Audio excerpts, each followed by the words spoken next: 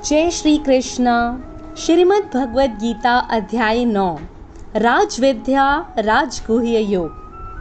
जिसे योग मिल गया हो उसका ऐश्वर्य, उसका वैभव कैसा होता है, यही बात होगी इस अध्याय में। आइए इस ज्ञान की गंगा में स्नान करते हुए इस अध्याय का अध्ययन करते हैं। श्री भगवान उवाच इदं तु ते गुह्यात्मं प्रवक्ष्याम्यानसूयवे ज्ञानं विज्ञानसहितं यज्ञात्वा मोक्षस्य शुभात्। अर्थात कृष्ण अर्जुन से कहते हैं कि वह अब दोष रहित अर्जुन को, उस अर्जुन को जिसमें अब दोष नहीं है, ईर्ष्या नहीं है, अब उसे गोपनीय विज्ञान सहित ज्ञान बताएंगे। विज्ञान सहित ज्ञान यानी कि ज्ञान को उसकी विशेषता के साथ बताएंगे भगवान। ऐसा ज्ञान जिसे जानकर इस दुख रूपी संसार से मुक्त हो जाएगा इंसान। जो कर्म आपको मुक्ति की ओर ले जाए वही तो उत्तम कर्म है। जो आपको दुनियादारी में और फंसाए वो उत्तम नहीं। ये दुख की बात है लेकिन सच है। हमारे ज़्यादातर काम हमें इस दुनिया के पचड़ों में और फंसाते हैं। ज़्यादा पैसा, ज़्यादा दोस्ती, ज़्यादा रिश्तेदारी, ज़्यादा द्वेष, इसी सब में तो हमेशा पड़े रहते हैं हम। राजविद्या राजगुह्यं पवित्रम इदम उत्तमं प्रत्यक्षावागमं धर्मयं सुसुखं कर्तुम अव्ययम्। कृष्ण अर्जुन को विज्ञान सहित ज्ञान देने वाले हैं। ये विज्ञान सहित ज्ञान सभी विद्याओं का राजा है। इससे बड़ी कोई नॉलेज नहीं है। ये सब गोपनीयों का राजा है। इससे बड़ा कोई सीक्रेट नहीं। ये पवित्र, अति उत्तम, प्रत्यक्ष फल वाला, धर्म युक्त, साधन करने में बड़ा सुगम और अविनाशी है। कृष्ण अपने भक्त के लिए कुछ भी कर सकते हैं। इसीलिए वो अर्जुन को सबसे बड़ी बात बताने के लिए तैयार हैं। श्री कृष्ण कहते हैं, जिसके प्रति आपकी श्रद्धा नहीं, क्या आप उसे प्राप्त कर सकते हैं? श्रद्धा सबसे पहली ज़रूरत होती है किसी भी चीज़ को हासिल करने के लिए, और श्रद्धा कभी झूठी नहीं होती। ये या तो होती है या नहीं होती। इसे आप पैदा नहीं कर सकते। श्री कृष्ण कहते हैं, हे अर्जुन, धर्म में श्रद्धा रहित पुरुष मुझको ना पाकर मृत्यु रूपी संसार में भ्रमण करते रहते हैं। श्री कृष्ण अपने और जगत के स्वरूप के बारे में बता रहे हैं।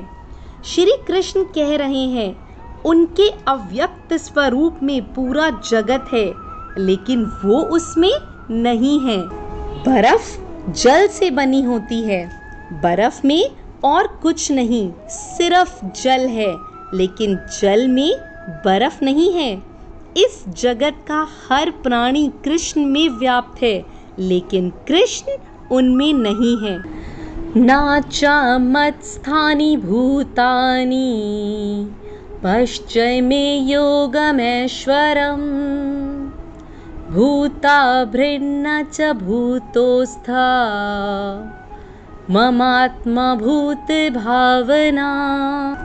अर्थात सब भूत, जीव या निर्जीव, कृष्ण में स्थित नहीं है, क्योंकि सारे भूत नाशवान हैं।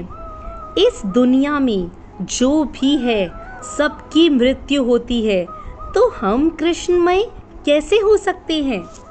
हमारा अस्तित्व कृष्ण से ही है।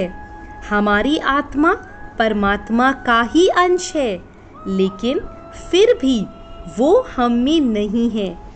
यही उसकी योग शक्ति है। जिस हवा को हम महसूस करते हैं ये वायु आकाश की वजह से होती है और बिना किसी सहारे के भी ये आकाश में ही रहती है। ये वायु आकाश से अपनी उत्पत्ति होने के बावजूद भी उसको मलिन नहीं कर पाती। वैसे ही सारे भूत कृष्ण में व्याप्त हैं, लेकिन कभी भी वो कृष्ण को मलिन नहीं कर पाते। हम सब कृष्ण से, कृष्ण हमसे नहीं है। हम कृष्ण के संकल्प से पैदा हुए हैं, लेकिन हम कृष्ण में हैं, लेकिन वो हम में नहीं। ये योग का प्रभाव है। जैसे वायु बिना किसी सहारे के आकाश में स्थित है, वैसे ही हम श्री कृष्ण में स्थित हैं। जब एक कल्प, एक एरा और एक दौर खत्म होता है तो हम सब वापस से कृष्ण में चले जाते हैं। श्री कृष्ण कहते हैं, हे अर्जुन, कल्पों के अंत में सब भूत मेरी प्रकृति को प्राप्त होते हैं और कल्पों के आदि में उनको मैं फिर से रचता हूँ। उनकी रचना के बाद ही कल्प की शुरुआत होती है। अचेत में वो जागृति भरती है और तभी दुनिया शुरू होती है और कल्प की समाप्ति पर जो जहाँ से आया था वहीं वापस लौट जाता है।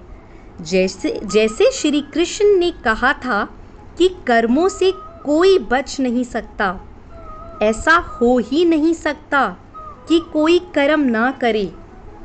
ऐसी बार बार सिमिलरली श्री कृष्ण इस सृष्टि की रचना करते हैं, वही उनका कर्म है। न च मां तानि कर्माणि निबन्धन्ति धनञ्जय उदासीनावदासीनम् असक्तं तेषु कर्मासु। अर्थात कृष्ण हमारी रचना अर्थात हमारा सृजन करते हैं, लेकिन अव्यक्त रूप से ऐसा होते हुए कहीं दिखता नहीं, लेकिन स्वाभाविक रूप से ऐसा होता है। रचना का उनका ये कर्म है, लेकिन श्री कृष्ण कभी अपने कर्मों से बंधते नहीं। अपने इस कर्म में उनकी आसक्ति नहीं होती, मीन्स अटैचमेंट नहीं होती। जैसे ज्ञान वो दे रहे हैं, वही नियम उन पर भी लागू होता है। श्री कृष्ण दुनिया की रचना के विज्ञान के बारे में बता रहे हैं। कृष्ण बता रहे हैं कि उनकी अध्यक्षता मीन्स उनकी प्रेसिडेंसी में ये माया जगत को रचती है और यही वजह है ये सृष्टि चक्र चलता रहता है। ज्ञान की तो फिर भी सीमा है, लेकिन अज्ञान की नहीं। ऐसे अनगिनत अज्ञानी हैं जो कृष्ण को नहीं मानते, उन्हें नहीं समझते। यहाँ कृष्ण से मतलब अर्जुन का सारथी या देवकी नंदन नहीं। यहाँ कृष्ण से मतलब वो परमात्मा है जिसमें सारी दुनिया व्याप्त है। जो अज्ञानी श्री कृष्ण को नहीं जानते, उनके बारे में श्री कृष्ण ऐसा कह रहे हैं, मेरे परम भाव को ना जानने वाले लोग, मूढ़ लोग, मनुष्य का शरीर धारण करने वाले मुझ समस्त भूतों के महान ईश्वर को तुच्छ समझते हैं। अर्थात अपनी योग माया से संसार के उद्धार के लिए मनुष्य रूप में विचरते हुए मुझ परमेश्वर को साधारण मनुष्य मानते हैं। श्री कृष्ण कहते हैं, ऐसे कौन से लोग हैं जो कृष्ण को नहीं समझ पाते। जैसे आसुरी और मोह के प्रकृति के लोग। आसुरी और मोह प्रकृति कोई जाति नहीं बल्कि मन के स्वभाव हैं। इस प्रकृति के लोग व्यर्थ आशा, व्यर्थ कर्म और व्यर्थ बातों में अपना पूरा जीवन बिता रहे हैं, जबकि महात्मा जन अपना पूरा जीवन सच को जानने में लगा देते हैं। राक्षसी स्वभाव के लोग मद में, मदिरा में, मुंह में ही पूरी जिंदगी को गवा रहे हैं। इसी के साथ आज मैं भगवद गीता को यहीं विराम देती हूँ और अब कुछ चंद शब्दों के साथ मैं अपनी वाणी को विश्राम देती हूँ। वक्त से वक्त चुरा कर तेरा नाम लूं, करना इतनी मेहर मेरे कन्हैया कि हर सिमरन पर तेरा ध्यान दूं। एक सांस भी बिना सिमरन के ना गुजरे, सारी उम्र कन्हैया मैं तेरे चरणों में गुजार लूं। जय श्री कृष्णा, जय श्री राधे।